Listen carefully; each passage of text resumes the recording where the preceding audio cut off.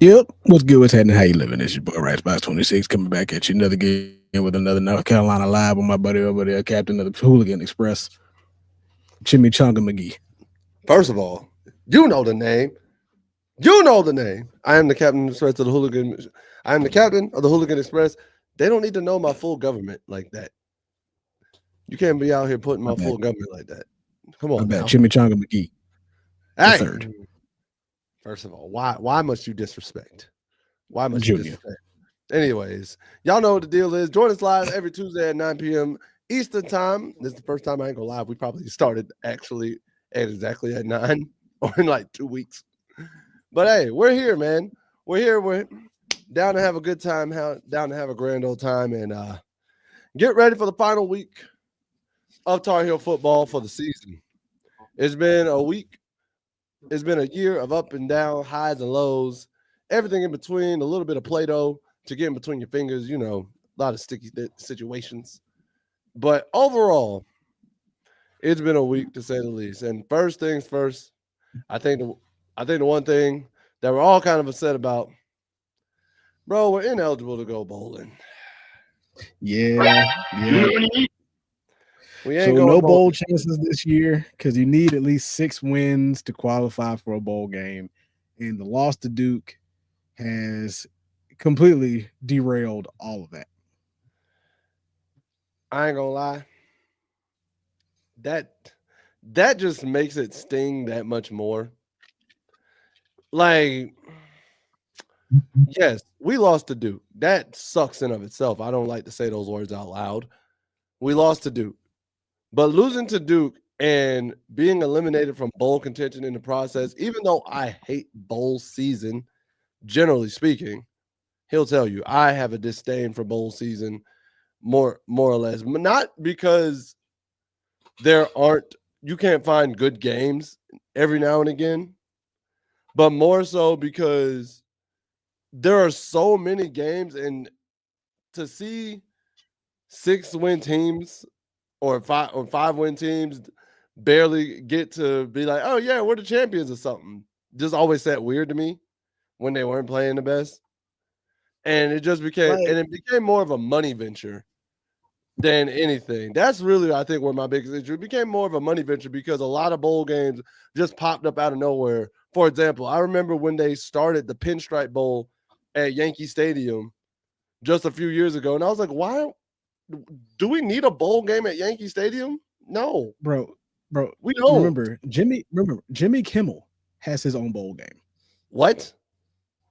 Yeah, the Jimmy Kimmel LA game, LA Bowl or whatever. I am being honest with you. This reaction is 100% dog. I did not know that. Oh, you no, so I did not. I'm 100% with you, dog. You want to know how I found out? How? I found out through College Football 25. The reason why I found out because playing in Conference USA, we won our division. So we won our conference. Went to a bowl game. Or I came up like second in the conference. Went to a bowl game because I didn't make it in the playoffs or whatnot. Yeah. And the Jimmy Kimmel LA Bowl or whatever was a thing. Bro, hold up. I was like, Jimmy Kimmel has a bowl game? Like, what is going on here? I was like, yeah, this 100% solidifies. There are too many bowl games now. There's just absolutely it's just gotten ridiculous. Like, I'm legitimately trying to look this up right. Hold up.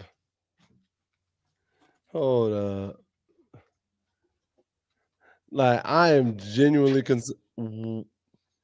Yep, the Jimmy Kimmel LA Bowl presented by the bowl has tie-ins with the Mountain West and Pac-12. What? Yeah. The Pac-12 don't even exist anymore. It does. There's 2 teams in the Pac-10. That's Pac-10. It's Pac-10. No, you're right. Pac-12 doesn't exist anymore. It's Pac-10 now. That don't even exist anymore. That's the Pac-2. So it might be the Pac-8 by next season, but we'll see. While Jimmy Kimmel was the title sponsor for the host for the first 2 games in 21 and 22, the naming rights were transferred to Rob Gronkowski for the 23 game, which is now known as the Starco Brands LA Bowl, hosted by Gronk. Oh my sweet Jesus! Have they stopped this bowl game? I think it is now. It is official. Actually, it's officially now called, as of 2024, the Bucked Up LA the Bowl, Bucked Up hosted Bowl, by Gronk. bro. What are we doing, dog?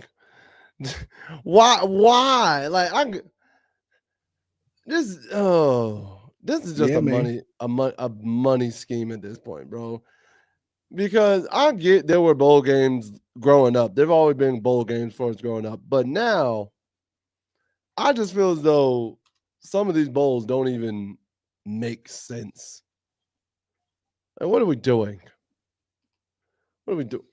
Let's see here. We have the Cricket Celebration Bowl, the Bucked Up IS4S Salute to the Veterans Bowl, which is cool. We can the Staff DNA Cure Bowl, the 68 Ventures Bowl, Myrtle Beach Bowl, presented by Engine, Union Home Mortgage Gasparilla. Gasparilla alone. Then you got Idaho Potato Bowl, Bush's which sounds like something that should be on a menu. Hey, listen to this: Bush's Boca Raton Bowl of Beans. Which so not even just sounds like it should be on a menu somewhere. The New Orleans Bowl, Scooter's Coffee Frisco Bowl. I'm gonna be honest, I didn't even know Scooter's Coffee was a national thing until I saw one in South Dakota, because there's one right in Sumter. That's right. You know that food line right by my parents' house, right?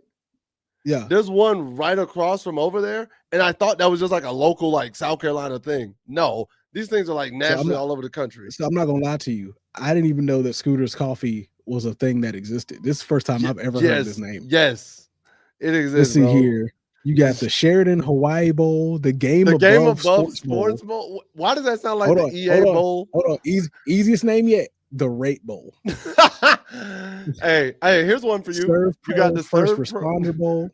Gold Bowling. I'll keep that one because like I got ties to that now. Right. The Gold Bowling Military Bowl. I'll keep Bad Boy Mowers Pinstripe Bowl. When we see it, I'm gonna ask the question, and you're gonna understand why I'm asking that question. But let's keep going. We got the Bad Boys. Oh yeah, Mowers Pinstripe Bowl. The Wasabi Fenway Bowl. Our favorite bowl, the Pop-Tarts Bowl. Snoop Dogg Arizona Bowl. I remember this, presented by Gin and Juice by Dre and Snoop. I remember this one. I remember them announcing this one. I remember them announcing this because I think it was Too Short that was talking about it. He went to this bowl game. Oh yeah. Then you got the Isleta New Mexico Bowl, Tax Slayer Gator Bowl, Kinder's Texas Bowl, J-Lab Birmingham Bowl. The Radiance Technologies Independence Bowl. Now, funny enough, I've been to that bowl game. When I went to that bowl game, it was called the Advocare Independence Bowl. The Liberty Mutual Music City Bowl. The Valero Alamo Bowl. I remember that one. I think that was been around for a while. Yeah, that was the Quest Bowl. The Tony the Tiger Sun Bowl. I'm done, dog. Tony the Cheez-It Citrus Bowl. Okay, I've seen the Citrus Bowl. The SRS Distribution Las Vegas Bowl. You know what? You want to know what's bad? That name sounds exactly like a Las Vegas Bowl. It sounds exactly like a Las Vegas bowl. That sounds like exactly like a bowl in Las Vegas. We know that we got the classics: the Cotton Bowl, the Orange Bowl, the Rose Bowl, and the Sugar Bowl. Okay, I got two. We're going to keep going, but I got two questions when it comes to those. We're going to come back to in a second. The Lockheed Martin Armed Forces. Martin. Here it is. Here's the first one. Growing up, did you ever get confused as to why there was an Armed Forces Bowl and a military bowl? And why never Army, Navy, or Air Force ever played in them? Because the Armed Forces Bowl is for the National Guard and the Coast Guard. In the middle. What's the military bowl for? Space Force and ROTC? In the military bowl.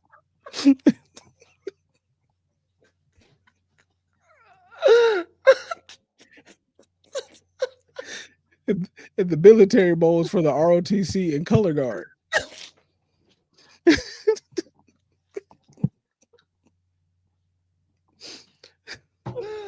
Oh my god.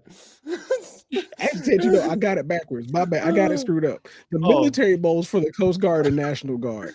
The Armed Forces Bowl is for the color guard and the Armed Forces Bowl is the Armed Forces Bowl is for the SWAT teams and ICE. And the local militias.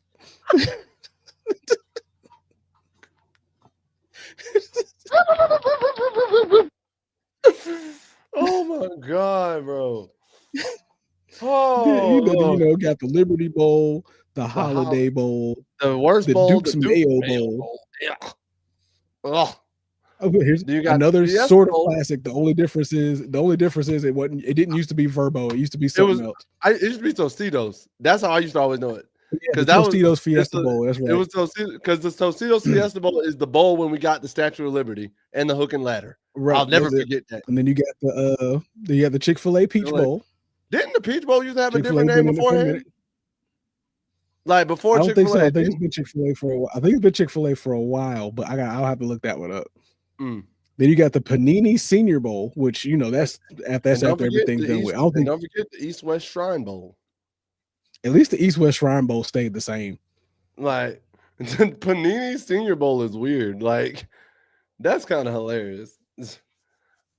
All right, and my question to you: out of the classics, and granted, I know you got ties to Georgia too, so I'm gonna take out the Sugar Bowl because I know you got ties to it.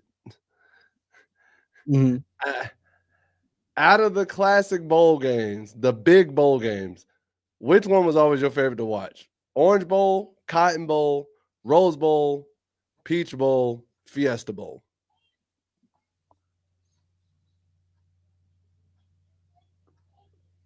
It's between the Rose Bowl and the Cotton Bowl. Between the Rose Bowl and the Cotton Bowl?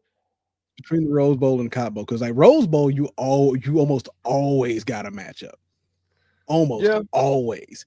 It was a barn burner every year. I'm gonna say this. You wanna know why I loved the Rose Bowl so much?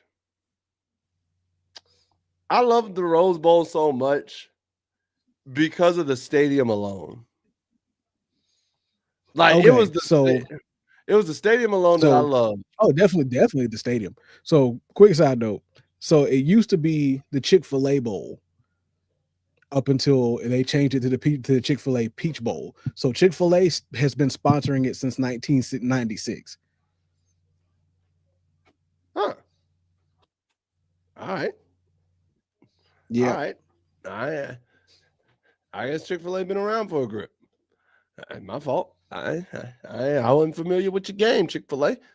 I'll give you that one. Yeah, Chick-fil-A been on it for a minute. First, so it used to be the Lions Club. It used to be like the Lions Club thing. So the Lions Club of Atlanta is the one who originally got it. Okay. And that was back in like 1968. And then Chick-fil-A took it over in 1996. Got you. So, but yeah, back to what I was saying. I loved the Rose Bowl for the stadium alone. I felt like it had the best stadium. The Olympic Stadium, always. The best games, to me, more often than not, happened in the Fiesta Bowl. I think the most creative matchups came into the Fiesta Bowl. Like to me, the best games and like the true, okay, you really could see like a genuine upset, like, and it's not just like crazy. It's a really good game. And like you said, most creative matchups that would come down to the wire that you wouldn't anticipate, or you would see crazy plays happening. You would see crazy big hits, crazy catches, crazy just creative plays pulling in their bag of tricks. They going in, coaches are going in their duffel bag, pulling out every trick play they got. And I feel like they do it more in the Fiesta Bowl than any other bowl game in terms of the big ones. Mm-hmm. The one I didn't watch, the one I didn't watch a lot, or I genuinely just always missed or didn't really watch, was the Cotton Bowl.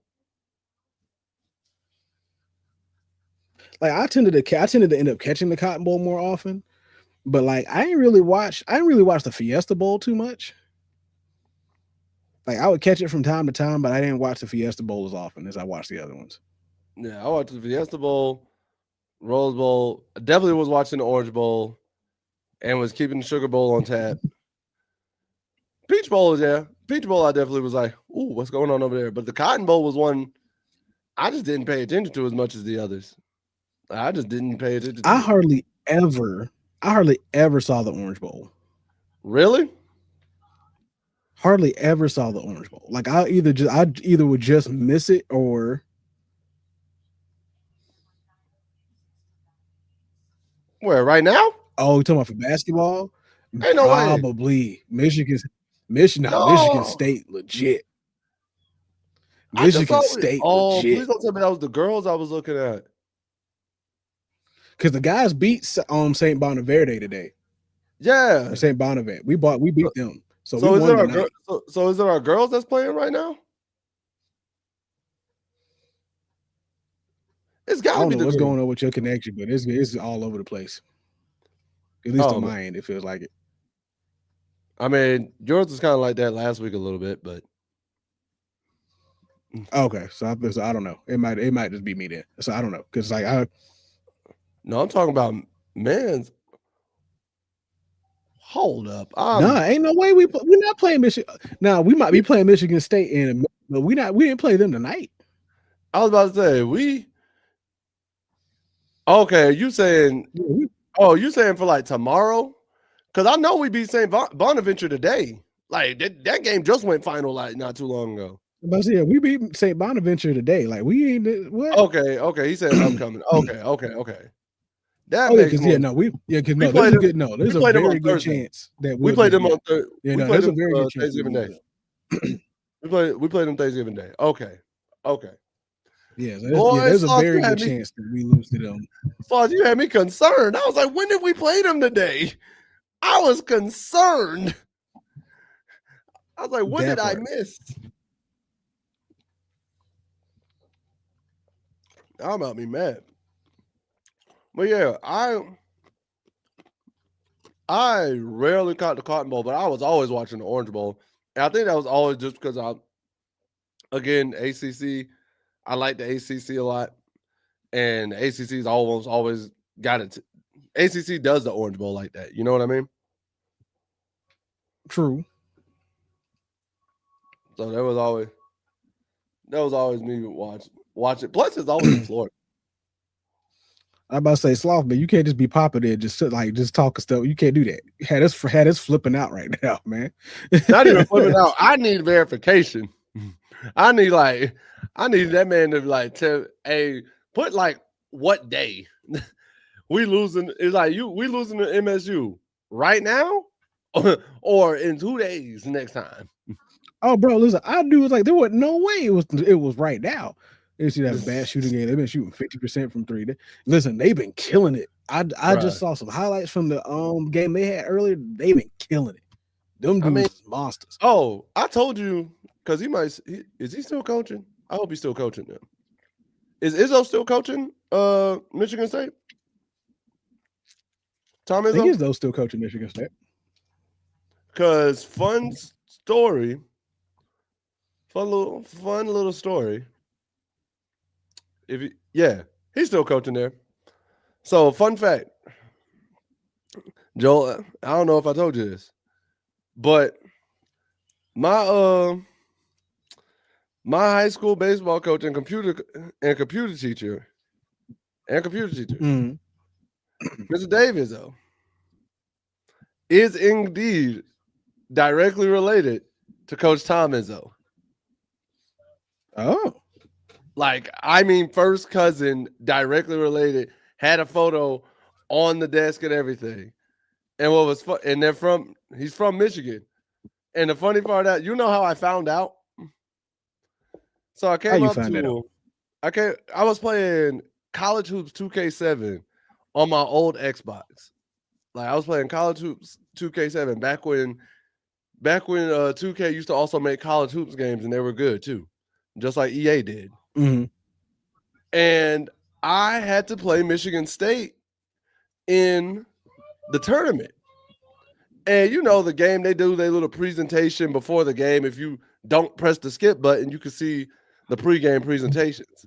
So they get to the coaches' introductions, and they're like, and for Michigan State, Coach Tom Izzo.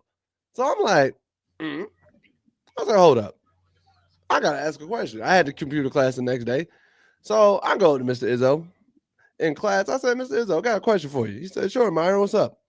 I said, are you in any chance, any way, related to Michigan State head coach Dave Izzo? Or are you related to Michigan State head coach Tom Izzo? He says, I get asked that question a lot. Flips the photo around on his desk of him with Coach Izzo just chilling on like by the lake. He's like, yes, we're related. I'm like, oh. Well, why you sitting on this? Why you a computer teacher? What's going on, bro? Like, what happened? Right. I was asking a question. What was your passion at? Where'd you go? His passion was computers. He just said it straight up. He's like, my passion. He's like, my passion was computers. His was basketball. Here we are. Oh, yeah, he did. He definitely be a Hall of Fame coach for sure. Easy Hall of Fame. Easy Hall of Fame. Easy Hall of Fame coach. But yeah, I was like, so you know what? So you know how I was saying, like, I think like on your end, the stuff is breaking up a little bit. So I'm looking at the live right now, right? I'm looking at the live from like the YouTube end. Ain't no problems. I think it's just StreamYard being weird. Probably.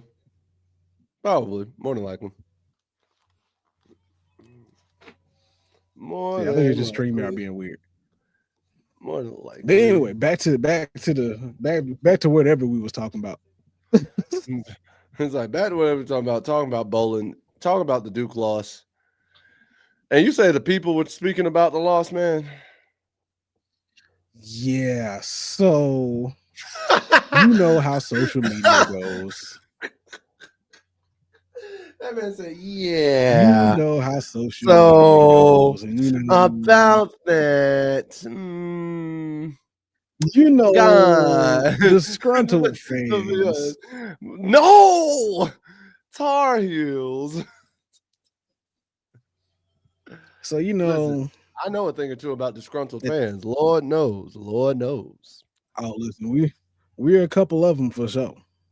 Mm-hmm. First of all, I'm going to need you to go ahead and load this page up real quick so I can go ahead. In the name of Ramses, the great Tar Heel.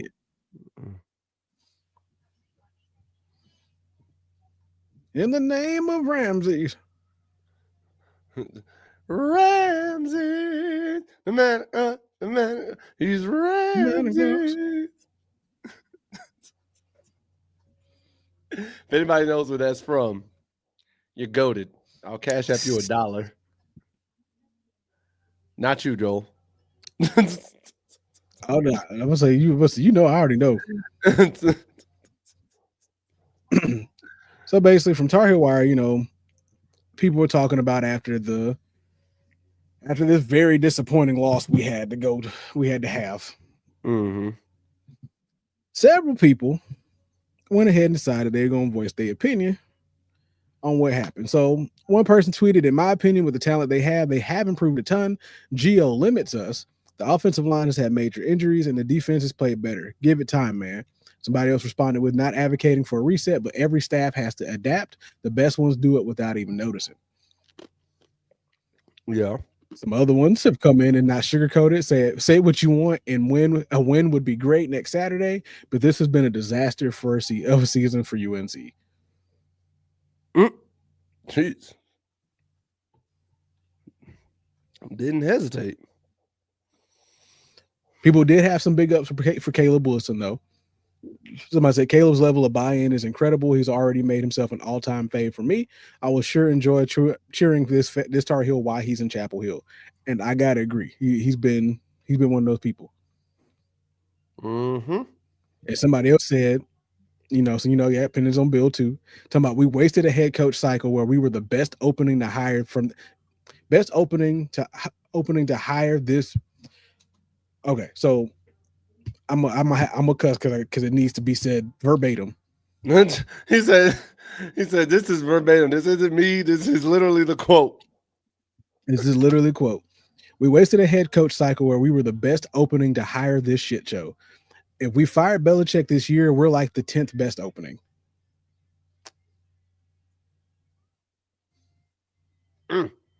And somebody came in, posted up some of the comments he had about the recent interview about the NC State game. So Belichick on the NC State rivalry. I'm not like real smart, but I learned that quickly. I understand the rivalry. And Dude said, pretty sure this is the first time he's actually acknowledged the state game is the actual game. Only one way to prove he does right. Mm. So people said poorly coached team on all front, starts at the top. Bill B is a garbage ass coach. Hey, that man is just. And I'm even gonna say this one. UNC Barstool said that will wrap the game up, folks. Sad to see the penalties kill us. No bowl game this year sucks. Need a huge program turnaround next year. Somebody else says the start of the Bill Belichick era feels even worse than Mac Brown 2.0. Oh, whoa. You know what? He said feels. He said it feels worse, right? Feels worse. Okay. Feels even worse than the Mac Brown 2.0. Somebody else says UNC misses a bowl in Bill's first season. Sad. I really feel for the guy. The other ones come in, but hasn't the team actually gotten better as the season has progressed? Somebody says depends. Schedule has helped, but week to week, there hasn't necessarily been linear growth, which we will agree with. It's a weird how all the fights only end up in penalties on us. So this team is undisciplined and doesn't deserve the benefit of the doubt. But I've never seen a game with multiple altercations and every single penalty went against one team, which I agree with. I full on agree with that. Because I think one of those unsportsmanlike conducts, I'm like, what happened? Like, what do you mean unsportsmanlike conduct? It was on They were just BSing. It was on House. It was on Kamari House. They literally the unsportsmanlike conduct on Kamari House. I'm like, where was the penalty? What did he do? Somebody asked Bill Belichick be fired before the NC State game. Pretty pleased with a big fat cherry on my head. Wow, not on my head. So I gotta ask. All right, with that being said, you're part of the people. What are your thoughts after the Duke loss? And I know we talked about it live. So my thoughts is we are literally one good offense away from being a winning organization.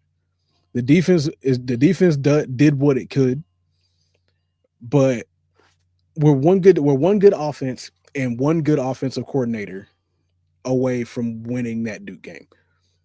Because what do you mean when we've stopped Duke on a fourth down, or we've got them to punt the ball? Mm-hmm. We have 6 minutes left in the game. Mm-hmm. What do you mean we go 3 and out after only attempting to run the ball once? What do you mean we're set up in a way that we can't pick up a clear blitz package that Gio got sacked on two straight plays in a row to put us so behind the ball that we got to punt the ball back after 2 minutes? Put. What do you mean we can't stop Duke on fourth down almost all game? We had several drives where we've stopped Duke on third down, put them in a situation where it's either make or break, and we broke every time. Man, listen. And a lot of them were in situations you knew exactly who was getting the ball. You knew where it was going. Yeah. You knew one of those running backs was getting the ball. If number 4 was on the field, he 100%, absolutely, without a doubt, was getting the ball and was going to hit you in the mouth. Especially in goal line. We didn't even have to be in goal line. Anything smaller than 4th and 3, if he was on the field, he was getting the ball. Mm-hmm. They did it every drive he was on the field. That man got the ball on a 22 or a 23 dive, Wasn't nothing fancy. We went back to middle school. Went back to middle Hey, school. hey, we ain't going 28. We ain't going 27. Hey, 2-3, 22. 2-2. we might go. We Simple might go stuff. 21, and we might go 21 if we got to. Simple ground and pound. That was it. And like I said, it would. And to Duke's credit, that's the kind of game plan that I love to see. Because if you can execute on the simple stuff and do it well all game long, that keeps your opponent honest. It keeps them in a mode of, okay, they're going to continue to run it. They're going to run it well. They're not, but they already know. They're basically telling us, stop us. I mean, yeah, that's what I got. And even in a situation where it felt like North Carolina where we had them stopped and the momentum is starting to slow down and come back into our favor, they brought him in, or they brought Shepard in. They ran the ball, got a first down, and momentum picked right back up where they left off. I'm going to say this. In my quite so humble opinion. Fire Freddie Kitchens. I mean, I'm not against you on that. I will say this. We're a legitimate identity away from having a good offense. Are we going to be a run first legitimately team? Like and what I mean by that, are we just going to embrace the identity, kind of how Georgia Tech embraced that triple option identity for years? Are we going to embrace our identity and just do one thing and make sure we can do that one thing well before we add the second thing? Are we going to be a pass team or are we going to be a run team? Make a choice. But this flip-flopping each and every week, like we don't know what we want to do and we don't know how to build consistency off one thing or the other, to your credit. You said it. We didn't establish the run game. We ran one time on that 3-and-out. It's like, why didn't we run the ball more? Why didn't we establish the run more? Why didn't we establish the run into play action? Why did that identity was there? Because clearly, and again, I know Gio, you threw for 200, you've thrown for 200 every game for the last 5 weeks. Case in point, 200 yards is not beating most teams, bro. And at least not in the college level.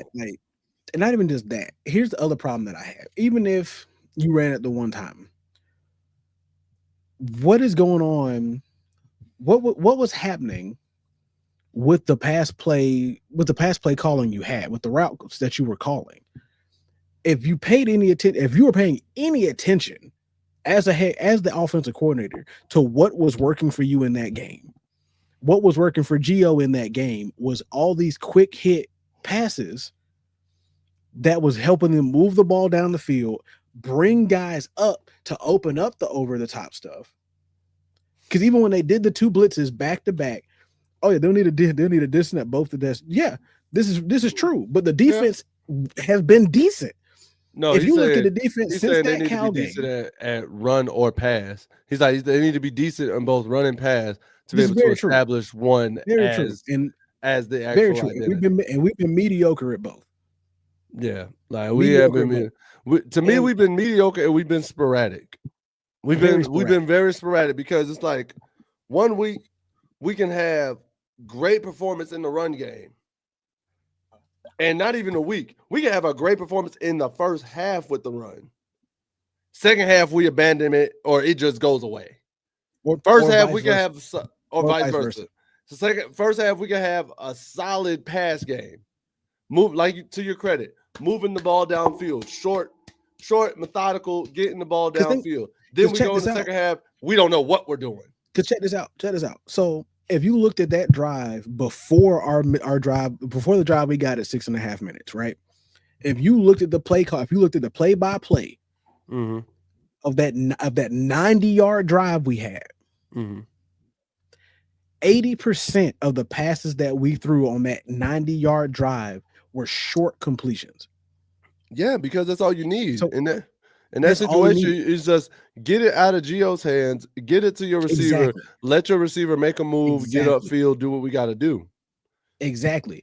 And then on this drive, when you get the ball at 6.5 minutes, when you when you had a negative 2 yards, when Davion Goss gets the ball, gets stopped on a run, you go back to pass it the next play. One, it should have been recognized that the blitz was coming. Should have been recognized. Two, why are we not just trying to get a short completion to get some yardage? You don't have to get far. All you need to do is keep the clock running. To me, I that goes into, understand. to me that I goes into what understand you were wanting to put a saying. dagger and finish this game out, but you can still do that in 6.5 minutes. To me, that goes into what you were saying with Freddie Kitchens and the offense in terms of, and what I mean by that with this part is route concept. Yeah, 100%. you can have a deep route if you're trying to really go for the dagger score. You know me.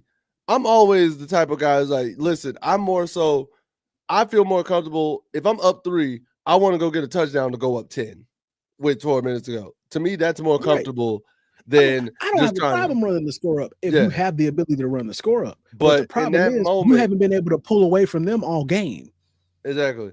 And in that moment, if you're going to have the deep That threat, part. if you're going to have the deep threat, the deep shot that you want to try and take, you need two routes underneath that are like, as soon as they take away the deep threat, you can go, and they're route concepts that work in well with what you're doing. So, for example, if I got a streak up the seam, right?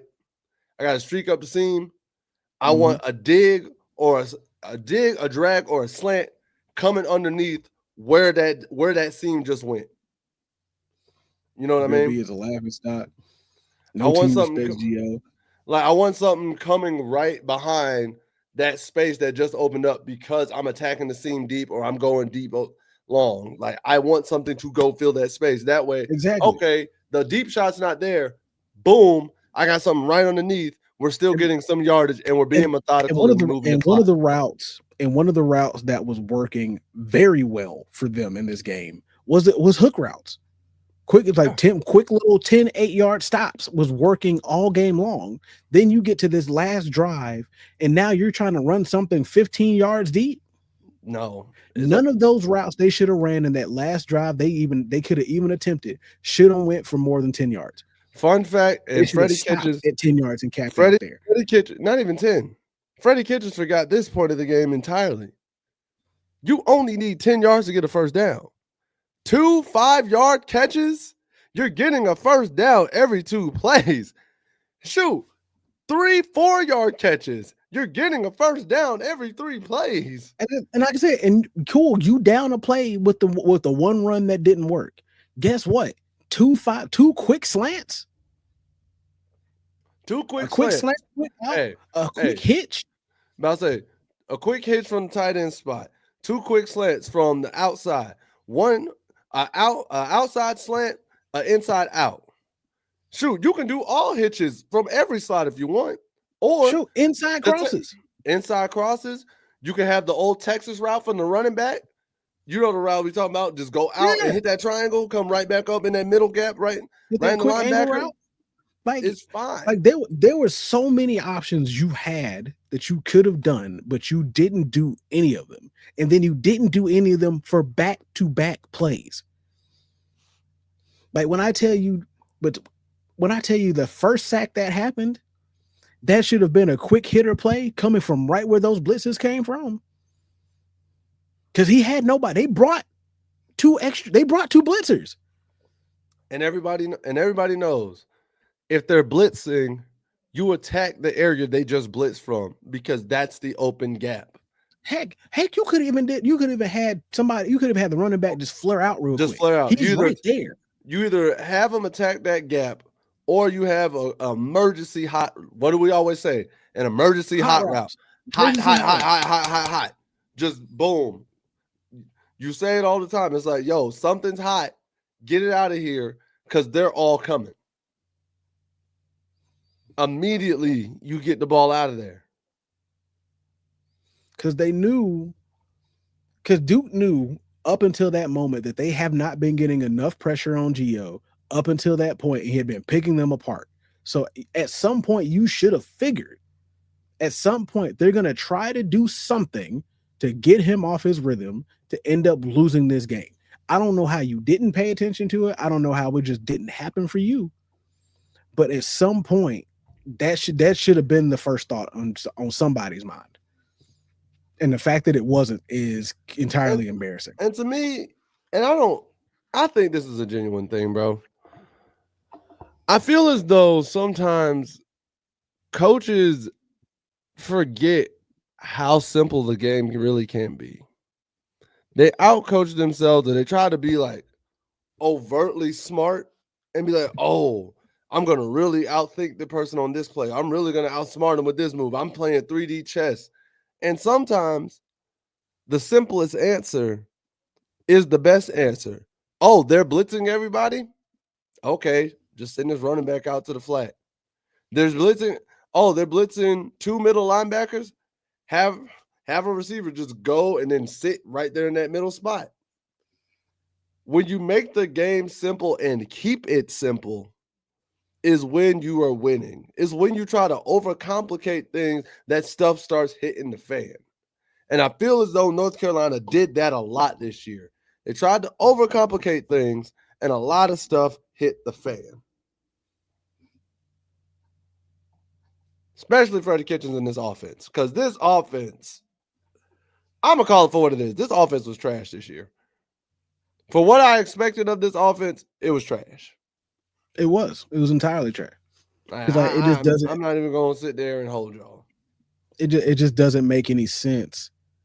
Even with, and I get, like, once again, we talked about it before. Gio had some growing pains when it came down to playing at this level of competition.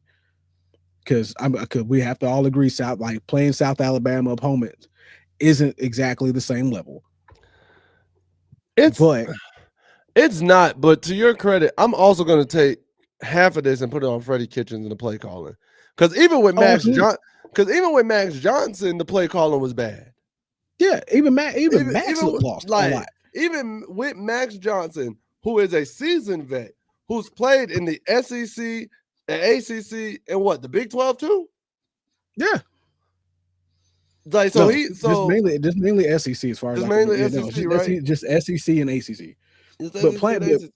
But he's played this competition, and for somebody like him to look as lost and as discombobulated as he did in the few starts he got this year, tells me a lot about the offensive coordinator and the way this offense was flowing. Yes, were there issues with Gio coming up into the ACC, because it is ACC competition is not South Alabama competition. The skill gap closes. That is a fact. We can't deny that. However, it should not have looked as bad as it did. And the reason why I say it should have looked as bad as it did from the OC, from the offensive standpoint, is because your seasoned veteran, your red shirt senior, Mr. I've done this 5-6 years, even looked as lost as Gio did. He looked bad.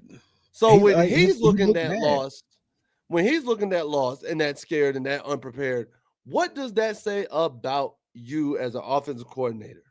What does that say about you as a head coach and what y'all establishing? What does that say about your quarterback coach? What does that say about your position coach? What does that say about your offensive line coach? Like, what does that say about you, bro? I get as quarterback, you take heat for a good amount. You are the quote unquote face of the franchise, so you take a good amount of heat from it. I know that. But two things can be true at once. Gio and Max could have been lost, but also the offensive coordinator and offensive staff were not prepared this season. On top, because and just like you two has pointed out, the offensive line was awful. Offensive line was awful and bad, and definitely felt sorry for Gio, felt sorry for Max. Anybody that was behind that offensive line, I felt bad for, even running backs, because it doesn't make any sense. Because talent-wise, the offensive line should not have been that bad. Even the offensive line looked lost. Like the whole offense as a whole looked like they were just out in the ether, hoping something would work. Which once again brings me back to that train of Freddie Kitchens has to go. if you can't get your offensive line, if you can't get your offense to look half competent at all, you don't need to be in the position that you're in. And I can speak heavily on that based off the team that I follow professionally. Man, listen, you. Because check this out, because last year we had one of the best offensive line units in the league. This same line, give or take one or two people, looks lost. Don't get pushed half the plays that we're supposed to get pushes on. Even here, you're like in some run schemes, it's like you miss whole blocks. Dudes coming free, you stare, like it's like they looked at him, run past them. It's like, okay, am I supposed to touch it? Yes. Is he in front of you? Up. It's like, is he in front of you? Hit him. That, bro, I don't understand that, and I don't know if that's being taught, but to me, well. Look who decided to show up. Hope y'all lose to Michigan this week. I just hope so. I just do. I just wish that upon you. Like if we have to suffer, I want you to suffer. Just hoping that kryptonite kicks in like it does like every year. Like just lose. Just lose. The same way y'all lost the last 2 years. You know what I just thought of? You know what the repercussions for them losing to Michigan would be? Oh, nothing, because they lost last year to a 6-5 Michigan team and still got in the playoffs. This Michigan's not ranked. Neither was the last one. Then the last one was like 25 or something. No, they were 6-5 when they lost to them. They were not ranked. I'm just waiting on this, Natty. You're not getting that. Because you remember last year we were having the conversation because it was between them, South Carolina, and I think it was SMU or whoever was. Yeah, because they lost to Clemson they lost to Michigan right at the end, and there was a big conversation about that. Because I know it was a big conversation between Alabama, Ole Miss, South Carolina, and SMU. You're right. It was Alabama. Yeah, because Ohio State was like number 4 at that point. You're right. My fault. I'm just saying, if like number 1 Ohio State loses to Michigan, boy, listen. There's gonna be a lot of questions. I ain't gonna front. I might celebrate that. I might celebrate that like we beat NC State. I might celebrate that like we beat NC State, bro. Shoot, I'm just waiting on this Natty. Okay, that's fine. I hope that natural ice. Indiana comes in and whoops y'all. Nah, he's talking about that natural light. He's talking about that natural light there. We're planting the flag this time. Okay, somebody gonna get shot. You do that. Here's the thing. So here's the thing about that, right? So y'all can plant flags, but nobody can plant flags. They can't do it the other way around. That's what I'm saying. No. Not even that. Remember, Joel. They can't play games later than noon unless it's a rival of 95 years. That's it. Remember, they had state legislation get involved with that one. That's the wildest part. Like they had a government representative. Like, I don't like it. I don't like it at all. I think it's unfair to us. First of all, they said they got state representatives to step in and be like, "We're playing at 3:00 against a team that's not our rival." And that's unfair. Here's the thing. I would have been on their side a little bit had it just been one of those things of, oh, this conference gets more primetime games than another conference. I would have been on board with that argument if that would have been the argument, but it wasn't. It was just Ohio State does not deserve. Here's my thing. I may have even gave you the argument if they said we got to go play a game on the West Coast at 12 their time, or we got to go play at 9 a.m. their time, or they got to play something like that. No, bro. You play. We tired of carrying the conference. I mean, you kind of aren't. Because like Oregon's always ranked every year. They just don't. Michigan just don't go anywhere. Didn't Michigan just win 2 years ago? 2 years ago. And here's the fun part: their title didn't get vacated at all, and they cheated. And they cheated, quote unquote, because y'all got mad. Here's the thing: remember in that documentary, everything came out because Ohio State got mad about bro. They're like, wait, how he get our signs? No comment. No comment. And you know what's wild about that? You know what's real wild about that? So the Big Ten is the only conference that I know of that has a national champion that got caught cheating and didn't get vacated.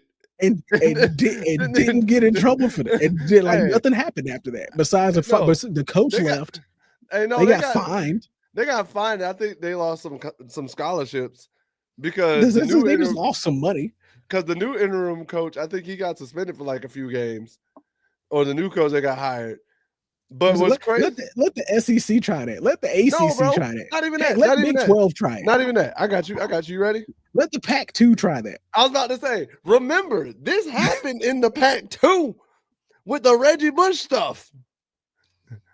They vacated all of them wins. And look about it. And that was for signing autographs. And that was for signing autographs. They made Reggie give his Heisman back. That man didn't even cheat. That man was signing autographs. For signing autographs, bro.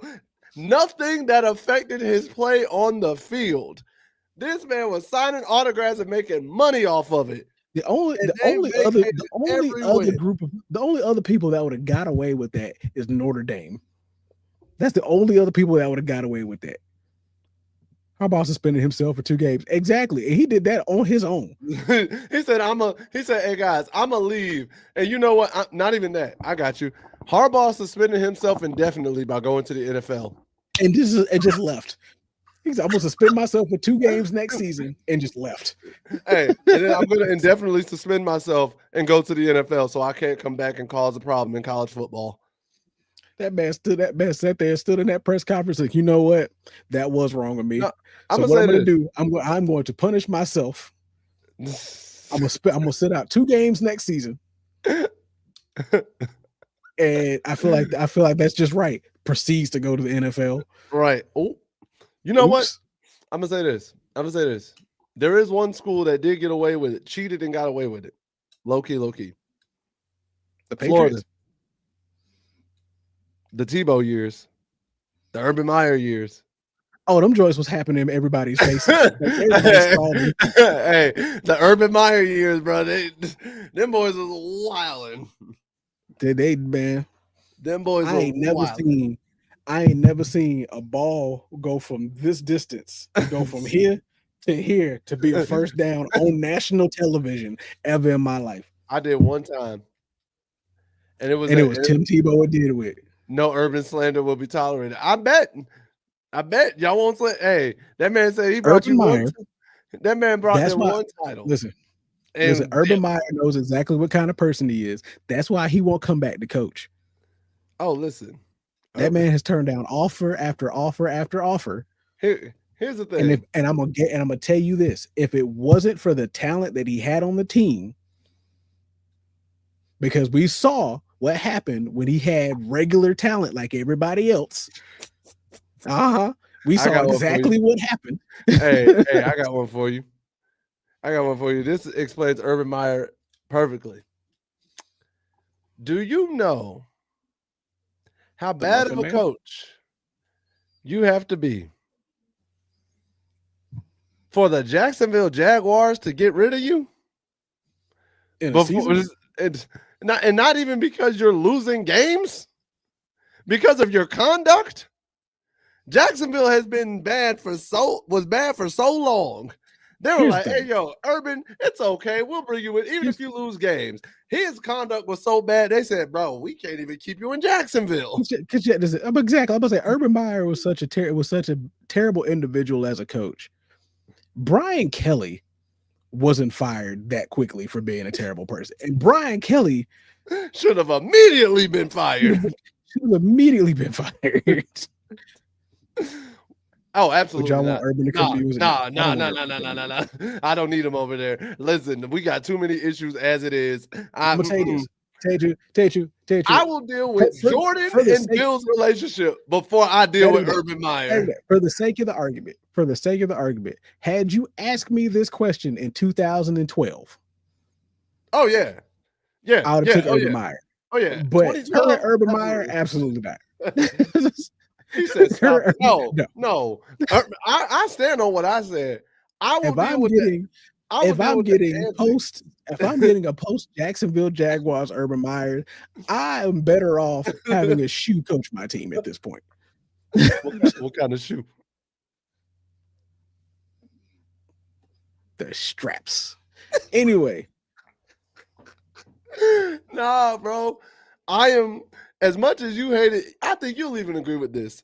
The off-field antics of Jordan and Bill's relationship are better PR than the off-field antics I'm gonna get with Urban Meyer, especially post Jacksonville Urban Meyer. We are, and you knew this when you got here. You just wanted some content. You were bored. You were bored. You popped up.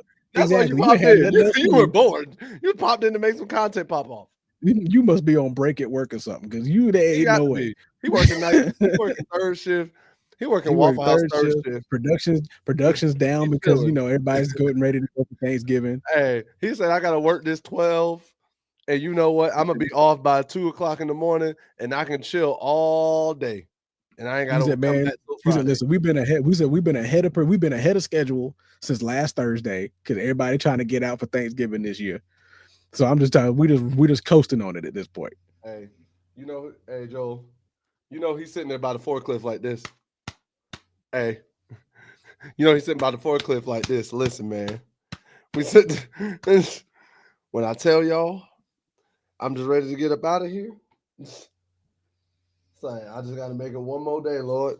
Because here's the thing. The other reason why I think some of this wasn't Urban Meyer. You see what he said? Hey, I know I'm at work on the production line as we speak. Because we know what shift you on, dog.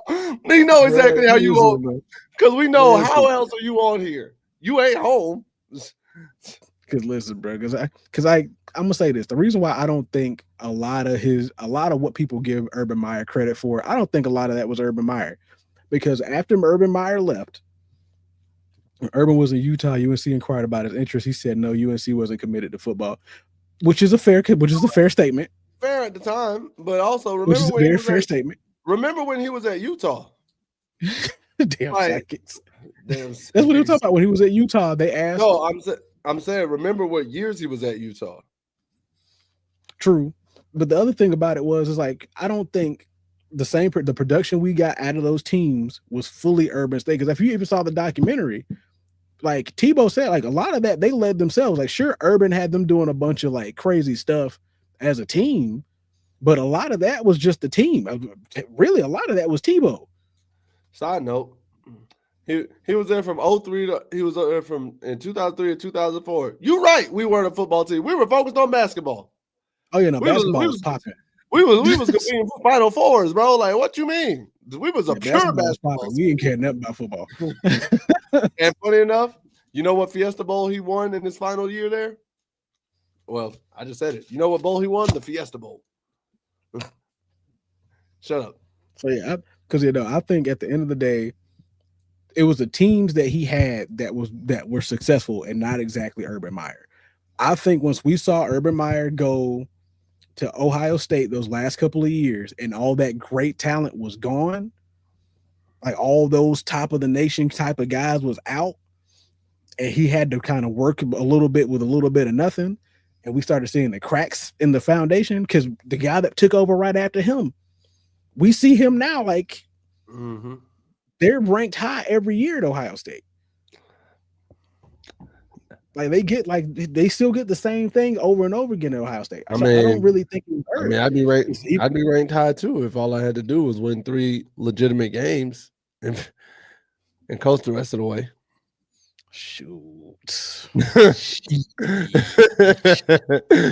I mean, they only got to play. They only got to play 3 3 legitimate games per year. Penn State, So Michigan. one of the and links, then, so one of the links on here got one of them paywalls. I'm gonna need you to work your magic. all right, which one is it? The off-season plans. All season plans. Do. You know what I do. But in the meantime, I want to talk about this real quick. So what happened there? So apparently, James Franklin taking over the AC more than likely, especially if Dabo gets fired and goes somewhere else. Right. Because they're saying Dabo might end up in the SEC. I mean, he might end up at Arkansas. Or Florida. I wouldn't be surprised. Possibility. I wouldn't be surprised. You think Dabo takes over Bama? So found out after the Stanford game, after we won against Stanford, right? Yeah. Jen Belichick, who is Steve Belichick's wife, went off on Jordan Hudson. Oh yeah. Oh, hold up. Now I'm curious. Went off. Said the incident allegedly occurred November 8th inside Belichick's office, where Jen Belichick didn't hold back her opinions on Hudson, from fashion choices to her relationship with her mother-in-law to her body, while the 73-year-old coach was in the room. Whoa. Oh, wow. They got hostile, didn't they? So the Tar Heels are not enjoying the best season. The team is 4-6 in Belichick's inaugural college-headed coaching into the matchup with Duke at home Saturday. But the rant from Jen Belichick came after a win over Stanford. The feeling of victory seemed to be short-lived because Jen Belichick was furious with Hudson regarding an interaction they had earlier in the day. Belichick proceeded to call Hudson batch crazy, while adding that all she does is control. It reportedly got to the point where Jen allegedly said Hudson was twisted. Was twisting her father-in-law's brain, and even pleaded for him to wake up. Wow. Also allegedly told the room, which includes more than just her husband, father-in-law, and Hudson, that she didn't care if her tirade resulted in her husband's firing or father-in-law disowning her. Wait a minute. Hold up. You costing me my job now, baby girl. Wait a minute. he said he wants to fire. She said he wants to fire you. He wants to disown me. I don't care. Wow. So another part of the rant included Belichick berating Hudson about her fashion choices, visible at Tar Heels games as she watches from the sideline. Belichick specifically took a shot at Hudson's snakeskin print she wore to games, while commenting on her body as well. You also need to eat a burger. They said this tirade went on for 40 minutes. Yo, eat a burger is wild. Bro, they said this woman went off on this girl for almost an hour. That's wild. Oh my God. Hold up. Jim Belichick. I gotta give you a 10 out of 10. You need to eat a burger. I've never seen that as an insult, but that is hilarious. You also need to eat a burger. This apparently this ain't even the first time she said something about it either. So it said something about something that dates back to the infamous CBS Sunday Mornings interview, when the 24-year-old interrupted awkwardly after Belichick received a question about the couple met. At the time, a pair of Belichick's former players, Julian Edelman and Rob, were commenting on it during their Dudes on Dudes podcast. They alleged that Hudson was working with Coach Belichick in the professional world as a publicist. Comedian Nikki Glazer, who was part of the Tom Brady roast on Netflix that featured Edelman and Gronkowski, supported what the former NFL star said in an Instagram comment. She wrote, 100% this. She's acting as a publicist. Publicists don't do this during interviews. People are out for blood. To where Belichick responded with, publicists act in a professional manner and don't storm off delaying an interview. Yeah. But yep. That's hilarious. So yeah, I came across. I was like, oh no, I gotta see this. That you also need to Gotta eat see a burger this. is funny. Like You need to eat a burger. my tricks ain't working today. I don't know what's going on, so we might just have to skip that one. That's all right. Because basically, all it was, as far as I know, all it is talking about, hey, they're basically going to invest a lot coming from the high school level, so on and so forth. Because Lombardi went to Saudi Arabia trying to find a donor for the program, all kinds of stuff. Why?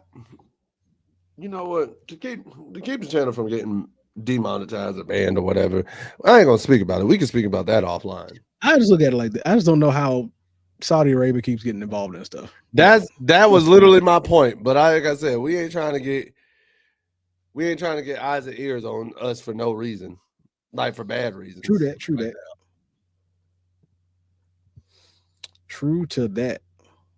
But man, you also need to eat a burger. Shout out Jen Belichick, bro. But I ain't gonna lie though. Telling your husband if he needs to fire you, baby. I am making. Hold up. I'm not being hired as a coordinator right now. Like, wait a minute. Is that now? Hold on now. I'm with you. So this is my pocket you messing with, not your own. Hey, that's that. This is our salary, Steve. Who we? Who us? Who this? Because I just want to see something real quick. Hold us. Yeah. Steve Belichick got a $1.3 million base salary this year, which is going to increase next year. You trying to ruin that? Hold up. Listen. We millionaires for a reason. Folk ain't hiring me right now.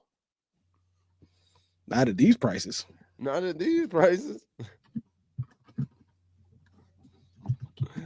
So to me, that's just hilarious. And speaking of Bill's relationship with Jordan, that's actually one of the reasons why the Giants didn't hire Bill. Huh. So that makes sense. It has been reported from NBC's Mike Florio. He's like, coverage is one of the reasons the New York Giants have no interest in hiring Bill Belichick to become the head coach. Florio cited someone in a position to understand the dynamics as his source. The ongoing coverage, Bill Belichick and Jordan Hudson by the New York Post, is one of the many reasons for the Giants' complete lack of interest in the possibility of hiring Belichick. While the Giants hiring Belichick likely wouldn't have happened anyway, the Giants have no interest in hiring a coach who has become a lightning rod for relentless coverage due to his relationship with Hudson.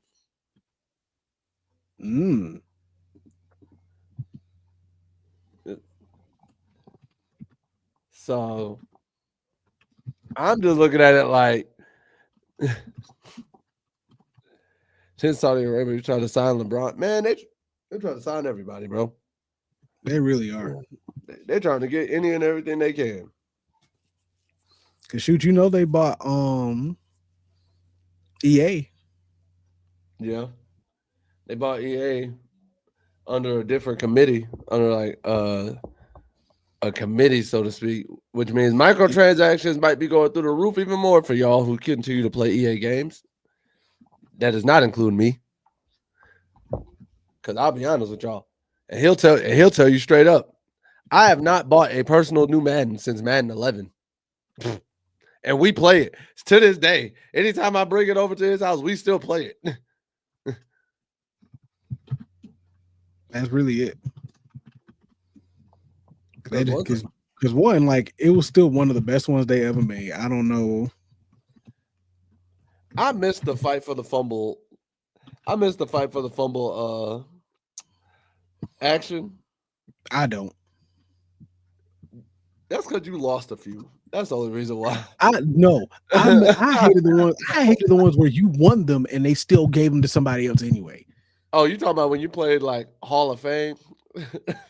You talking about when you played just in general? I didn't care what level it was on. If I won the fight for the fumble, give me the ball. why I'm winning the fight for the fumble and you giving it to the opposite team. I may have had that. I think I've had that once where I lost the fight for the fumble that I won. I've not had that happen often. I've had that happen multiple times.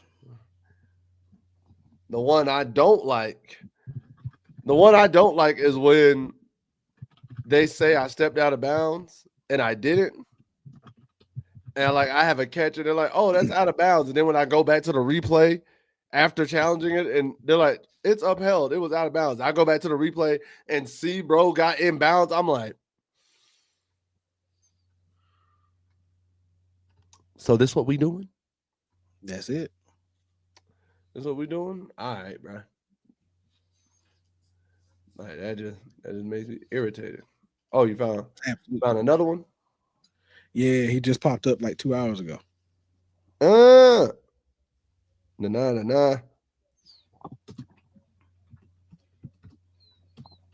See,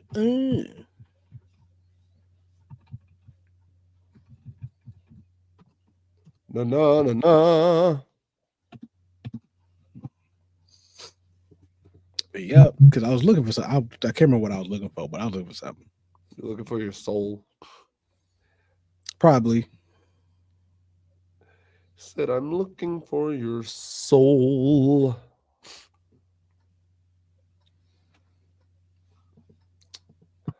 Yeah, there we go. That's what I was looking for.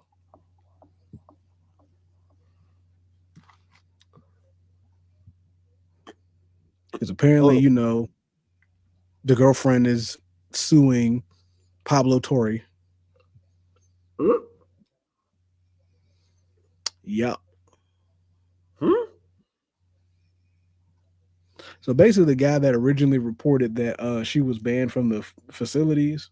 Oh, I know who Pablo Torre is. I had to realize you were talking about Jordan. I was like,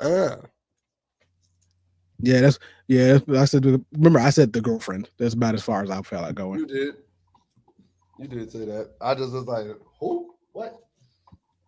The person. Because you don't like her. And neither should anybody else.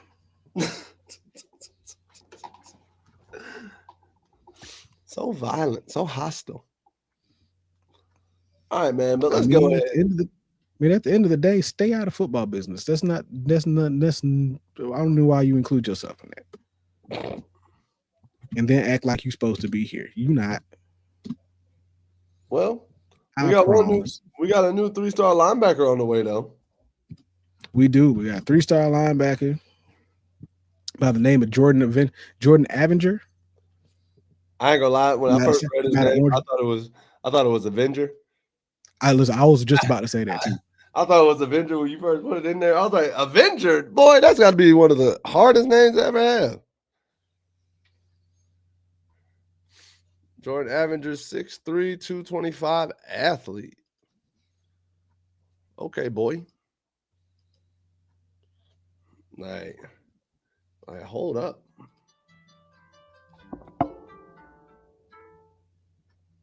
So let's see what they're talking about with Jordan. 6'3", 225, 6'2", 225 from Orangeburg? He from the Burg?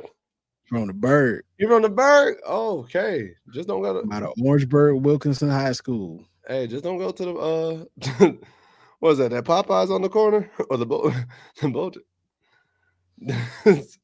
the deadly chicken spot. Oh. You know the exact one I'm talking about. Nah, I think it's fine. It'll be all right. Nah, you know exactly what I'm talking about. Yeah, but Jordan Avenger, 3-star linebacker, 6'2", 225, number 26 player in South Carolina, 120. The number 120 linebacker in South Carolina, 114.30 nationally. Actually, he was flipped from Arkansas. Word. So he originally had claimed he was going to go to Arkansas, flipped him out of that. And from his official visit, they asked him like kind of what influenced him. He said, the visit changed my perspective on a lot of things. I can actually see myself going here. It's 4 hours from the house, so it's closer to home, and I can get developed by great coaches. Which at this point I can say has some levity to it because the linebacker core up here is stepped up. Like if we look the same all season. If the defense hadn't stepped up the last 5 games of this season, boy, I definitely I thought looked you at were him like, I'm I, sorry, but you're starting. I definitely thought you were going to look at it when he said I can be developed by great coaches.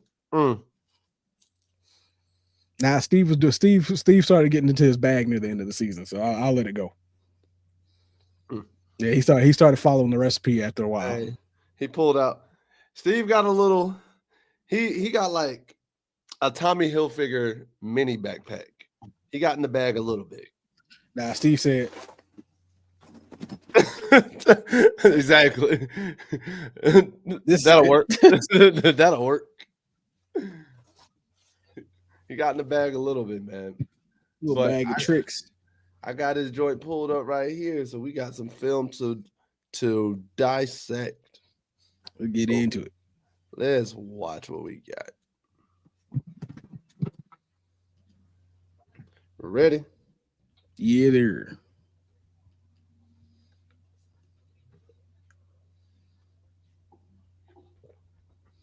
I guess he's running the ball. Oh, I'm about to say, no, that's him in the orange. All right.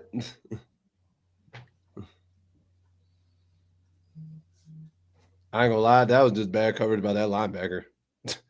Like he just stopped covering. But then again, he didn't have no help. The big old tight end looking dude, like hey. full on tight end build. There we go. Now we got the thing. They got him at a running back. Wow. I mean, it makes sense. It was a good block though. All the way down there. Oh. And you're gonna get caught. There it is. Well, good hustle by whoever caught him. Why you just standing straight up? Okay. They got him at the end. I guess that's why you just get him. Good pursuit. Good pursuit. That middle linebacker. Ooh. Who just left you unblocked? And balls out. Oh, they ended the play. Bro. Okay, great catch. I was about to say, it's like, if you don't throw this ball. Right. Oh. Okay. Boy got embarrassed. Screen. He was there, then he wasn't. Screen. Oh, they didn't do a screen. Y'all can't tackle. Y'all can't tackle. That was terrible tackling. What is that? That was terrible tackling. Oh, the old wishbone? Oh, I don't even know know what this play was, but it's gonna work. It's one of them plays where you're like, you don't know how this worked, but he made it work. I'm about to say, yeah, it shouldn't have worked. Oh, great up. Wow. Yeah, y'all can't tackle. Whatever school y'all playing is a non-tackling district so far. Good pursuit. Hey. Pick. Yeah. I was joking. I was joking. Into the crib. Done with. Is it a quarterback now? Oh, Wildcat. I feel like I've seen the same team on his highlight like 6 times already. I mean, I don't know about you, but number 9 looked like he was supposed to be in middle school.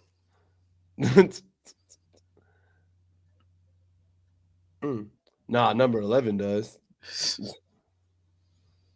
Like it's another one. It's like another one of these guys who are built in a way that you shouldn't be here with these kids. Like you should be somewhere else. It's like, are you sure you're that old?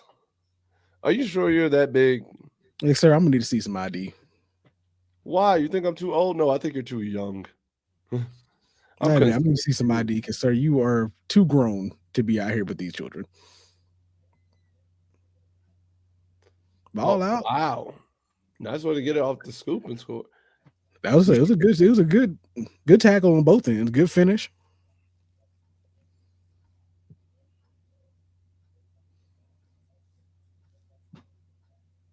Screen. Oh. Good read. Great read. Bad read on that quarterback's end, but good read. That's what I was about to say. Chase it down. I wish I would So far, I would like to see him break down more on those, and instead of just making an arm tackle, just drive his whole body through.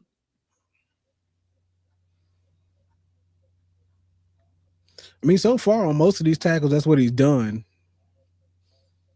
He's only had about one or two instances where like he doesn't drive. Oh, ah, ha, ha.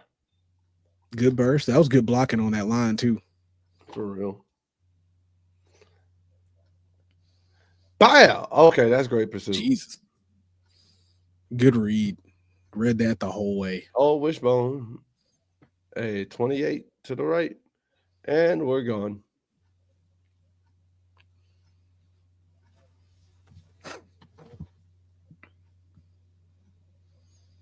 Go with it. Oh. Oh. I ain't gonna front. I thought he almost sent 14 to the shadow realm of out of bounds. The amount of passes in this highlight film that he's having to get off the ground to get to is Kinda ridiculous. wild.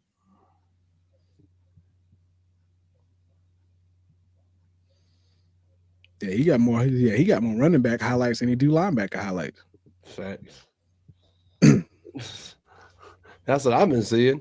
I say you supposed to be getting recruited for a linebacker. I mean, you do it like the clips you got are great. He says let's not get it twisted. Remember, he said he's an athlete. I'm about to say if this man, no, he's not kicking the field goal. He holding it though, bruh. That shouldn't have worked. You had time. You could have got that ball up for him to kick that field goal. That shouldn't. You got greedy. I don't even think that. I think Coach called it.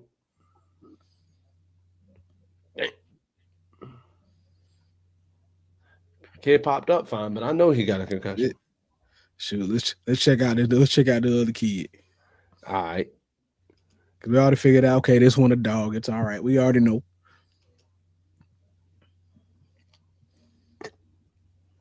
His next on the list is offensive lineman Jonah Rodriguez.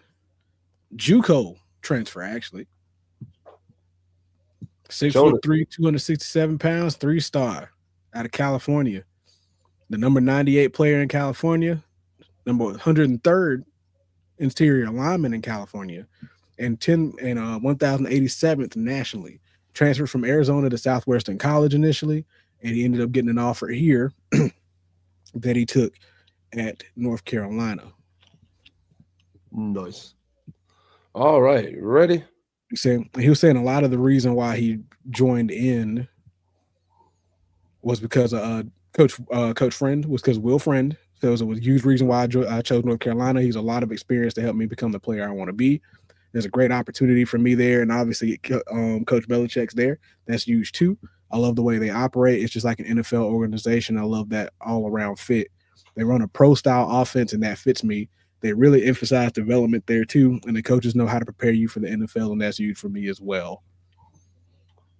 He said not only that, they lose 7 linemen this year, so there's a lot of opportunity to play right away. Nothing is promised, of course, but if I do my part, I have an opportunity, and that's all I can ask for. Bump 7 linemen are leaving. Man, this whole line is needing to get revamped. So, Jonah, come in and take a spot.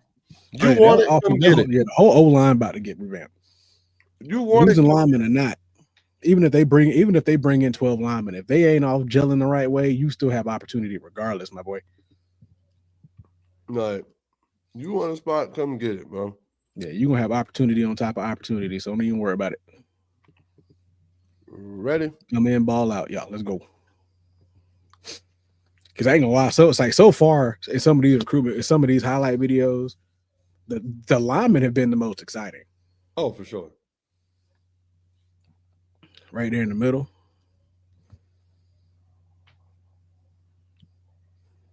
Yeah.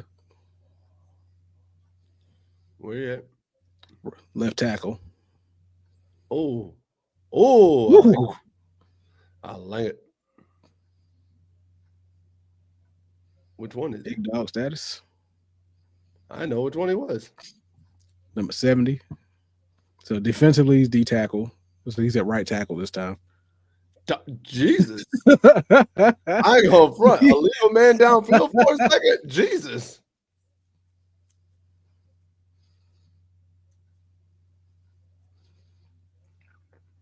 Run stuffing, man. They ain't got me. Oh, I ain't tell you no about options. He's right there on the right. I ain't tell you about that, bro. Wow. Lifted him Wow. right in the middle. Moved the man. So I saw a penalty for the first time that I'd never heard of.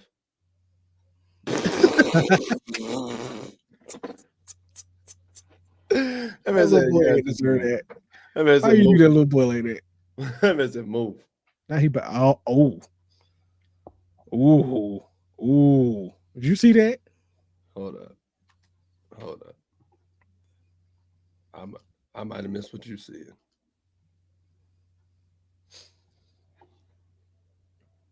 Because he coming from the right of the screen.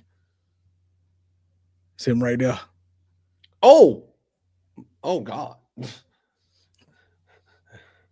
Over here, right at right tackle. Good hold. Good stance. Good finish. Man says spin negated. Where you going? Nope. Come back here. Oh, I could have held on. I think he was trying to go for the rip and missed it.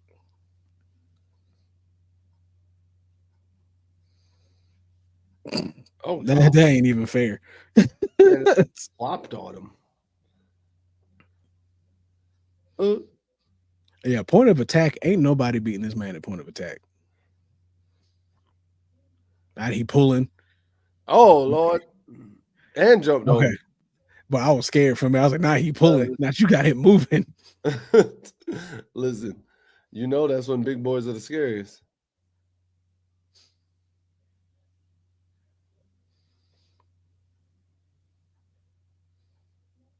Great seal. With the double team upfield.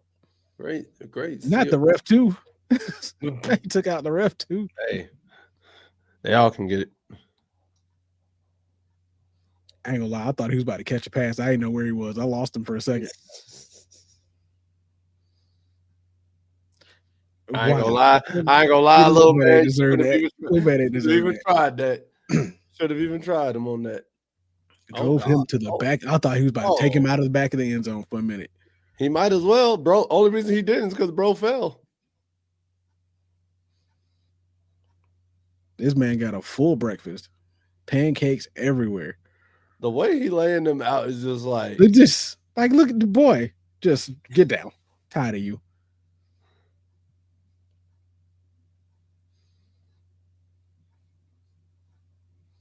Right now, he's a redshirt sophomore from out of Southwestern.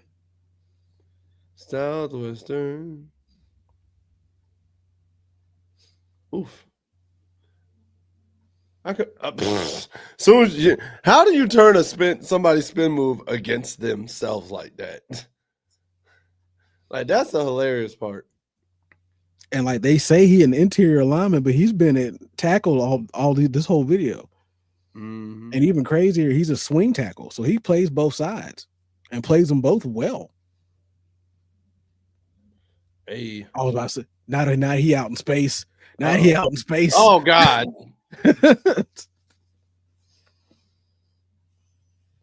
And luckily enough, kid slipped before he got hit because he was about to take that man's head off. Yeah, that kid was about to get his block knocked off earlier.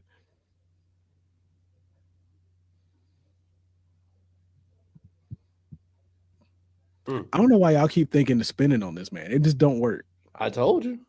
Once you turn your back, he just throws you to the ground. They're like, it's just not gonna happen. He's just like, yeah, nah. And never mind. Yep, there it is. There's the pancake.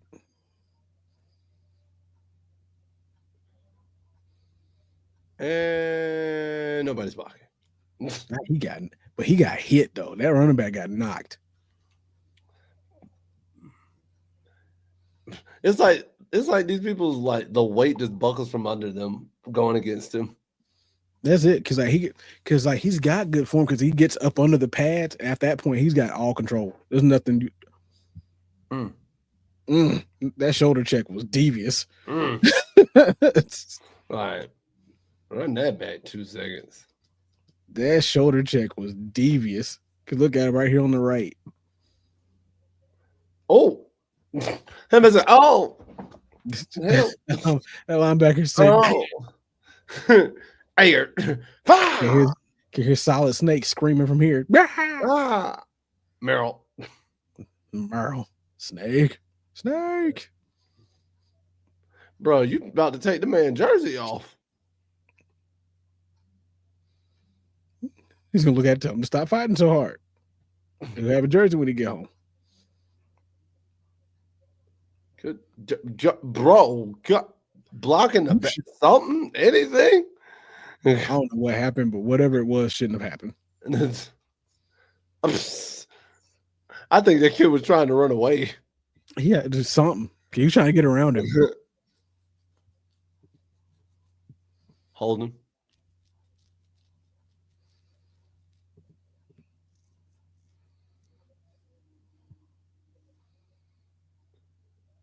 I'm free.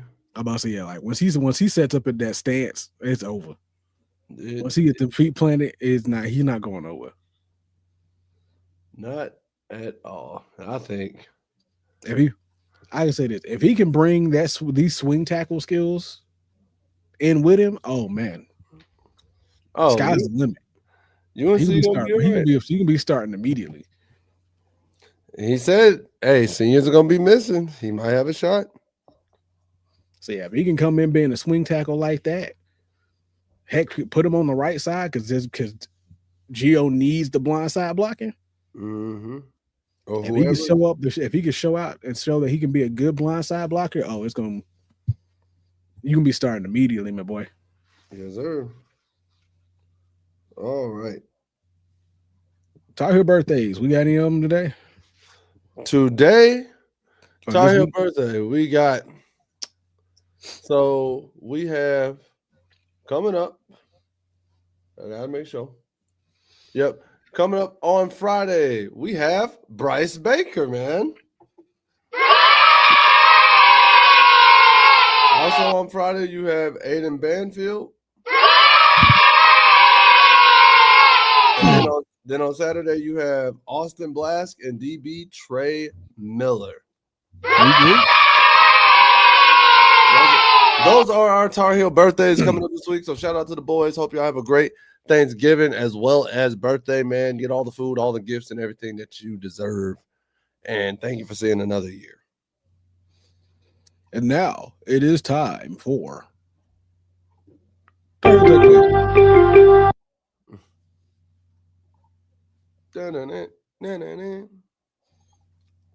think you're first this week. Did I go first last week? I don't remember. I can't remember. I think it's you, though. All right.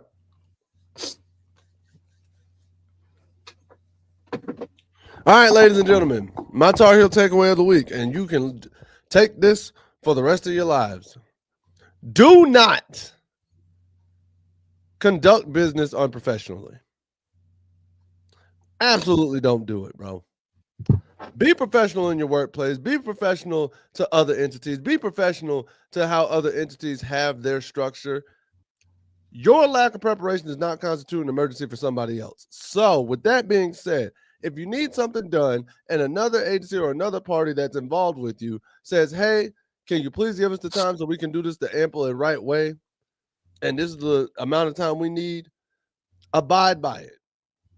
You can ask them if it's possible to amend the rules this one time, but if they say no and say, hey, this is the way we need it done just to make sure all our ducks are in order, abide by that and go by it. Don't sit there and then go off the rails and do your own thing and then get mad when nothing goes according to plan and try to blame other people.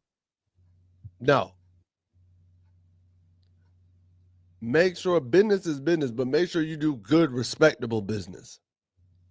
Don't do no shady-ish. Don't try to do no backdoor-ish. Don't try to force people into something because you were incompetent.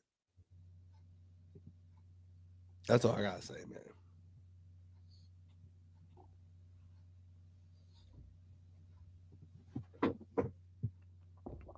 My turn.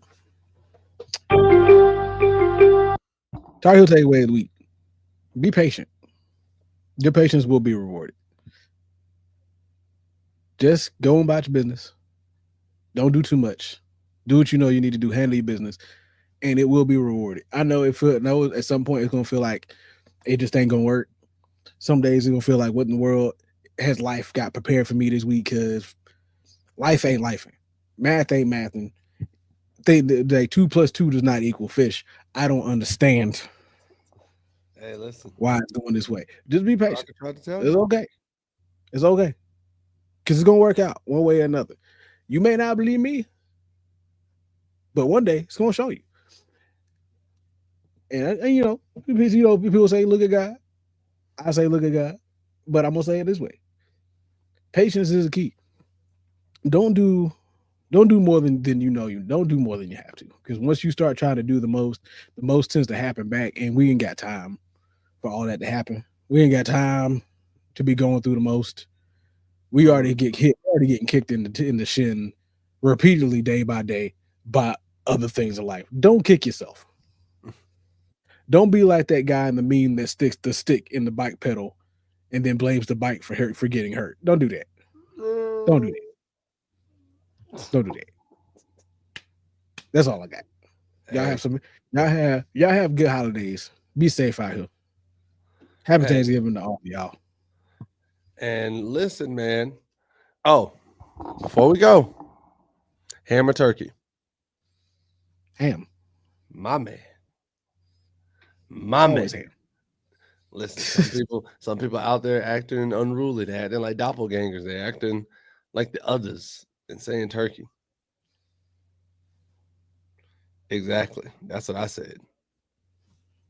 But I mean, if you like turkey, as long as it ain't a dry turkey, good for you. Thanks. But we out of here. Y'all know the deal. We will see y'all once again next. Why is it not clicking? Next Tuesday, 9 p.m. Eastern. Y'all know we right here. And always be sure to follow myself at Tornado McCray on social media platforms, as well as my boy RightSpots_26 on all his social media platforms. You also can find us personal YouTubes. Please subscribe and watch our stuff. We put out great content, him and I. But with that being said, peace. Much love to all y'all. Take care. Later days. We out of here.